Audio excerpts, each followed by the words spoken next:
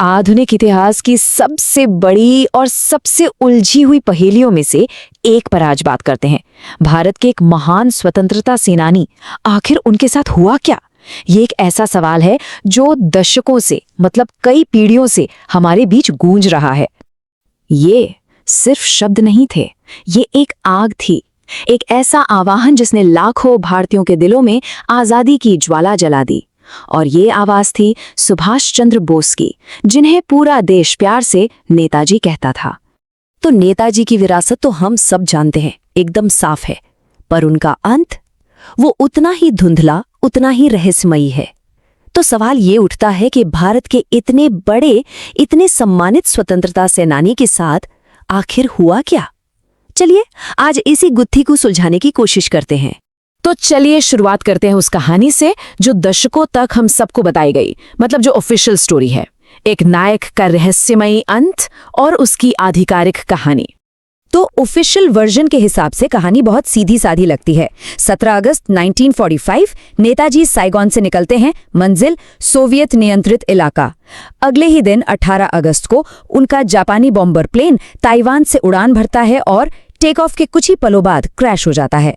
फिर सितंबर 1945 में कहा जाता है कि उनकी अस्थियों को टोक्यो के रेंकोजी मंदिर में रख दिया गया। बस कहानी खत्म। यही वो बेसलाइन है, वो बुनियाद जिस पर यह पूरा रहस्य खड़ा है। पर जैसा कि अक्सर होता है, जो कहानी बहुत सीधी लगती है वो उतनी सीधी होती नहीं है। बहुत जल्द इस ऑफिशियल स्टोरी में दरारें दिखने लगीं। इतने सवाल उठे, इतनी विसंगतियां थीं कि सरकार को भी दखल देना पड़ा। मामला इतना बड़ा था कि इसे सुलझाने के लिए भारत सरकार ने एक दो नहीं बल्कि तीन अलग कमीशंस बनाए, और ये सब हुआ लगभग 50 सालों के दौरान। सोचिए, 50 साल तक जांच चलती रही और यहीं से मामला दिलचस्प हो जाता है। 3 कमीशंस, पर नतीजे वो एक जैसे नहीं थे।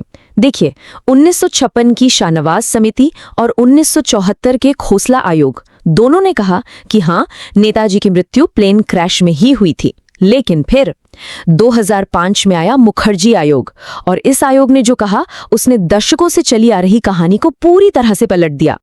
ये किसी बॉम्बशेल से कम नहीं था।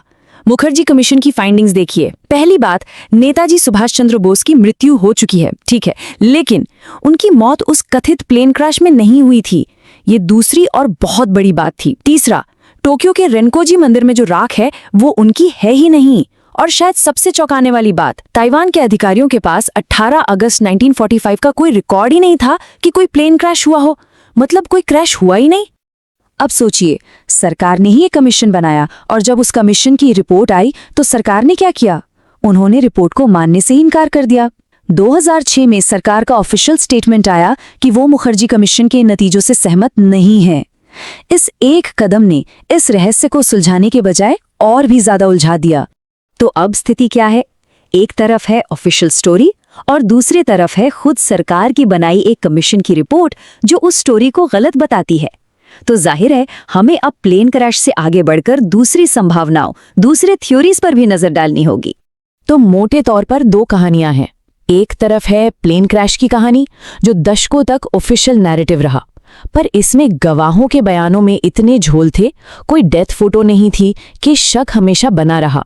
और दूसरी तरफ है जिंदा बचने की कहानी, ये मानना कि नेताजी ने अपने दुश्मनों को चकमा देने के लिए अपनी मौत की झूठी खबर फैलाई और शायद वो सोवियत रूस चले गए या भेष बदलकर भारत ही लौट आए। और यहीं से एक बहुत बड़ा सवाल उठता है, क्या ये मुमकिन है कि नेताजी 40 साल तक भारत में ही पूरी तरह से गुमनामी में रहे हों?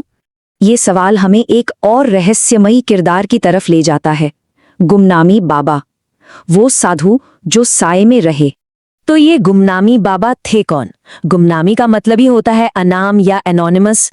वो एक साधु थे जो उत्तर प्रदेश में बिल्कुल एकांत में रहते थे। 1985 में उनकी मृत्यु हुई, और उनकी मृत्यु के बाद जब उनका सामान देखा गया तो एक ऐसी कहानी सामने आई जिसने सबको हैरान कर दिया। लोगों को लगा कि शायद ये नेताजी ही थे। उनके मृत्यु के बाद उनके घर से सामान के 25 लकड़ी के बक्से मिले।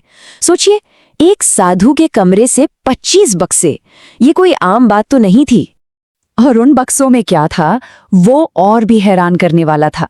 नेताजी के सबसे करीबी क्रांतिकारियों के खत मिले, पूर्व मुख्यमंत्रियों के साथ उनका कॉरेस्पॉन्डेंस मिला, बसंती देवी जो बोस को अपने बेटे जैसा मानती थी, उनका एक खत भी था। यही नहीं, कुछ हैंडराइटिंग एक्सपर्ट्स का मानना था कि बाबा की लिखावट नेताजी से मिलती है और उनके पास किताबों, विदेशी अखबारों और सिगार का एक बहुत बड़ा कलेक्शन भी था। लेकिन जैसा कि इस कहानी में होता आया है, यहाँ भी एक पेच है। सबूतों के बावजूद जब बाबा के दांतों पर ऑफिशियल डीएनए टेस्ट हुए तो सरकारी लैब्स ने कहा कि ये मैच नहीं करता। हालांकि कुछ का कहना है कि ये टेस्ट अनिर्णायक थे और कई शोधकर्ताओं ने इन डीएनए रिपोर्ट्स के प्रोसेस पर ही सवाल उठाए हैं, जिससे ये वैज्ञानिक सबूत भी विवादों के घेरे में आ गया। तो ये सब हमें आज की तारीख में लाकर खड़ा कर देता है, एक ऐसा ऐतिहासिक रहस्य जिसका एक सीधा साधा समाधान हो सकता है, पर वो अब तक हुआ नहीं है। और वो समाधान कहाँ है? वो टोक्यो में है। देखिए, इस रहस्य का कम से कम एक हिस्सा सुलझाने के लिए एक बहुत जरूरी सबूत टोक्यो के रेंकोजी मंदिर में मौजूद है। वही राख जिसके बारे में कहा जाता है कि वो नेताजी की है। इस पर काम करने वाले जाने माने शोधकर्ता जैसे अनुज धर और चंद्रचूड़ घोष यही कहते हैं। उनका मानना है कि अगर उस राख का डीएनए टेस्ट एक निष्पक्ष इंटरनेशनल लैब में हो तो दूध का दूध और पानी का पानी हो सकता है। ये जरूरी है ताकि टेस्ट पारदर्शी हो और नतीजों पर कोई सवाल ना उठा सके। और ये सिर्फ एक ऐतिहासिक सवाल नहीं है, इसमें एक बहुत ही व्यक्तिगत, एक पारिवारिक पहलू भी है। नेताजी की अपनी बेटी अनीता बोस फाफ, उन्होंने बार बार अपील की है कि उन अस्थियों का डीएनए टेस्ट करवाया जाए। वो बस एक जवाब चाहती हैं। लेकिन इतनी मांगों के बाद भी, इतने सालों बाद भी आज तक भारत सरकार ने उन अस्थियों का डीएनए टेस्ट करवाने के लिए कोई कदम नहीं उठाया है। और शायद यही वजह है कि ये रहस्य, ये सवाल आज भी जिंदा है। तो आखिर में हम उसी सवाल पर वापस आ जाते हैं। जब ऑफिशियल फैक्ट्स पर ही इतना विवाद हो तो किसकी कहानी को सच माना जाए, किसकी कहानी इतिहास बनती है? ये सवाल सिर्फ नेताजी के बारे में नहीं है, ये सवाल इस बारे में है कि हम इतिहास को कैसे देखते हैं, कैसे लिखते हैं और कैसे स्वीकार करते हैं, खासकर तब जब सच पर धुंध छाई हो।